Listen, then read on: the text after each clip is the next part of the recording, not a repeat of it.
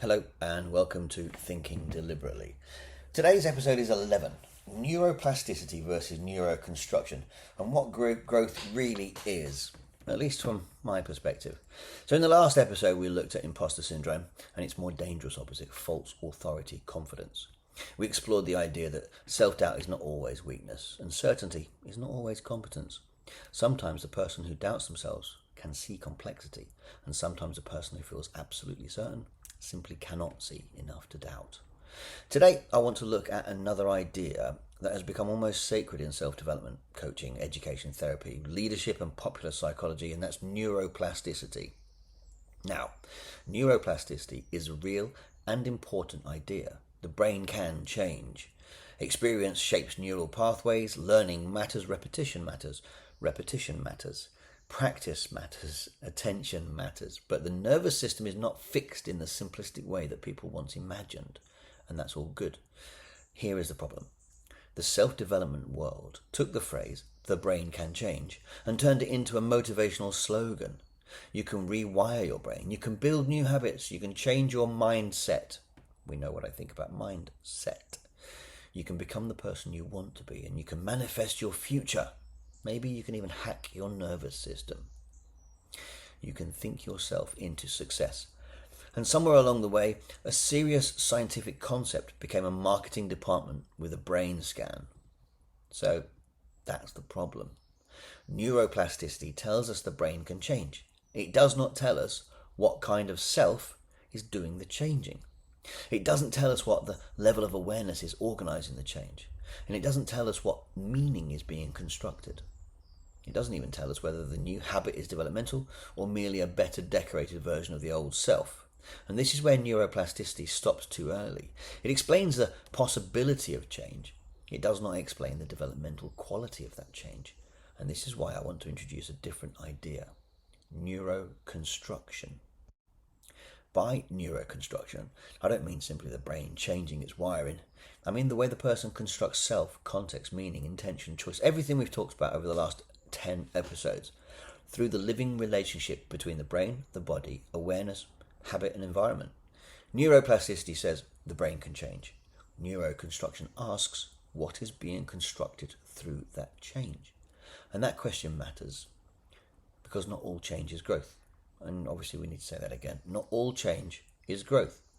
You can change and become more defended. You can change and become more manipulative or more efficient at avoiding yourself, maybe even better at performing confidence. You can change and become more socially polished while remaining developmentally immature. You can change your habits and still construct the same old self, and that is the uncomfortable bit. People love talking about change. They are less enthusiastic about examining the level of awareness from which the change is being constructed. A person can build a new routine, wake at 5, meditate, journal, go to the gym, drink the green thing, read 10 pages of something, do some breath work, optimize sleep and track macros, maybe even take cold showers. Write down their goals and post about discipline. It's all brilliant, right? But what self is being constructed? Is this genuine development, or is it control wearing wellness clothing? Is it awareness? Not from what I've seen with the people I know who do all that stuff. It could be just anxiety with a timetable. Is it growth? Or is it a frightened self trying to become invulnerable through productivity? Now, this is why neuroplasticity is not enough. The brain may be changing, but the construction may remain the same. A person can become more disciplined and less aware, more successful and less honest, more confident and less reflective, more productive and less human. Maybe they're even more regulated and less connected, more optimized but less developed. And that's not growth. That is adaptation in service of the same construction. Sometimes the construction is the problem, and this is where CDT becomes essential. Constructive development theory asks not merely whether change is happening. It asks, what is the intention behind the change? What is the person aware of? What choices are becoming available? What response is being constructed? What self is being reinforced? And what context is being created? At what level of awareness is all of this happening? Because growth is not simply doing something different. Growth is becoming aware enough to construct differently. And that's a big difference. If you change, no pun, if you change behavior without changing awareness, You may simply create a more competent version of the same problem. And this happens all the time. A controlling leader learns coaching skills. Now they control through questions. A people pleaser learns boundaries. Now they use boundaries to avoid intimacy. A perfectionist learns productivity systems. And now they perform their own exhaustion. They perfect it. A narcissistic performer learns vulnerability language, and then they manipulate through confession. Maybe an anxious overthinker learns critical thinking, which means that they can then call their ruminations analysis. A spiritual avoider learns mindfulness, whatever that means. Now they sit peacefully on top of unresolved avoidance. And this is why rewiring the brain is not enough. Rewired for what? That is the question. The brain can become more efficient at almost anything. It can become more efficient at compassion, but also defensiveness. More efficient at curiosity, but also blame. And maybe even efficient at reflective awareness, but also self-justification. Practice does not automatically create development. Practice creates grooves. And if the groove is built from low awareness, you may simply become highly practiced at being undeveloped. And that is a sentence worth sitting with. You may simply become highly practiced at being undeveloped. And this is why habits alone do not save us. The habit industry tells us that small behaviors create big change, and sometimes they do, but only if the behavior is participating in a more aware construction of self. Otherwise, habits become behavioral machinery, and you're not in control. They make the same self more efficient, and a more efficient low awareness is not necessarily good news. It may just be, getting you into trouble faster. And this is especially important in leadership development. A leader may learn new behaviors, maybe things like active listening, empathy, delegation, feedback, even coaching conversations. But if the leader still constructs leadership as image, control, authority, performance, or being the cleverest person in the room, then the new behaviors are absorbed into the old construction. They listen in order to respond, and they delegate in order to offload. They ask for feedback in order to appear open. The behavior changed, the construction did not. And it's not development, it's behavioral rebranding. Neuroplasticity may explain how the behavior can be learned. Neuroconstruction asks whether the learning is developmentally meaningful. This matters in therapy and coaching too. A client may develop new coping strategies. They may learn to regulate or reframe, and maybe even learn to name their emotions. All very useful, but CDT asks, what self is being constructed through these strategies? Is the person becoming more aware of their construction, or merely better at managing symptoms? Are they developing choice, or becoming more skillful at maintaining the same identity with less visible stress? Again, this is not an attack on therapy, it's a demand for precision. Reducing distress matters, coping matters, and regulation matters. But growth is not merely symptom management. Growth is increased awareness of construction. A person may feel better because they have become more developed, or they may feel better because they have become more defended in a socially acceptable way.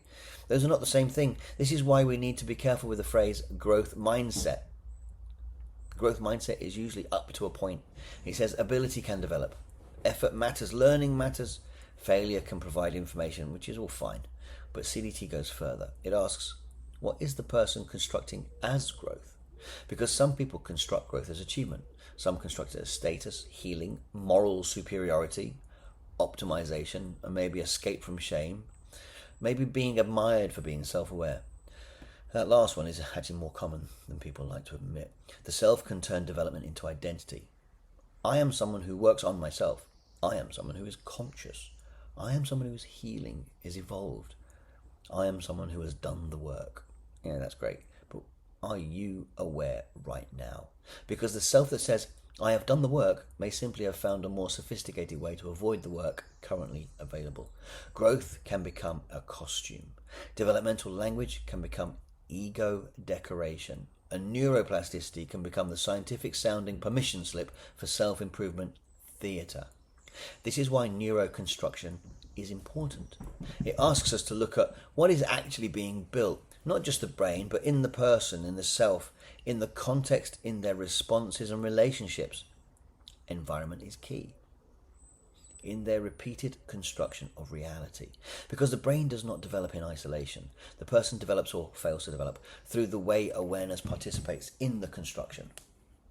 You are not a brain in a jar trying to optimize your circuitry. You are a constructing organism, embodied, relational, historical, sometimes emotional, social, biological, and aware to varying degrees of the construction taking place. And that awareness is the hinge. Without awareness, plasticity can reinforce almost anything. With awareness, plasticity can become part of development. And let me put it simply. Neuroplasticity is the possibility of change. Neuroconstruction is the direction, meaning, and developmental quality of change. One says the brain can adapt. The other asks whether the person is becoming more aware, more choiceful, and more capable of delivering deliberate response. And that is what growth really is. Not merely changing your habits and not rewiring the brain, not merely becoming more productive or calmer, richer, fitter, blah, blah, blah. Growth is the increasing capacity to become aware of how you are constructing yourself, your context, and your response, and to construct more deliberately. That is growth. And it is far more demanding than most motivational content suggests, because it means you cannot simply ask, how do I change? You have to ask, who is trying to change? What is this change in service of? What self am I trying to build? What self am I trying to escape? What am I avoiding by calling this growth?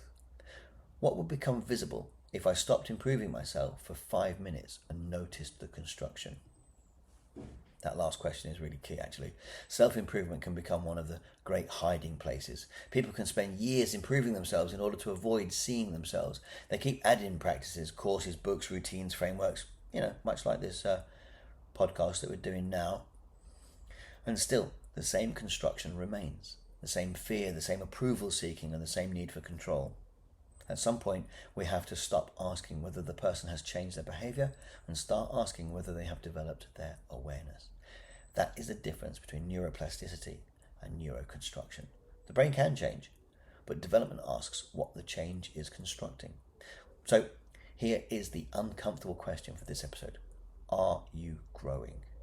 Or are you simply becoming more efficient at being the same self? Are your habits increasing awareness? Or are they helping you avoid it?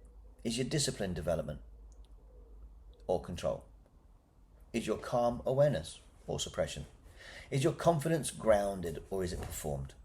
Is your healing opening choices or creating a new identity you now have to defend? Is your self-improvement really actually self-improvement? That's the key. Because the question is not whether change is possible. It is possible. The question is whether the change is developmental, and development requires awareness. This is thinking deliberately. And today's uncomfortable thought is this. Your brain may be capable of change, but that does not mean you are growing. Growth begins when the self doing the changing becomes available to awareness. Thank you.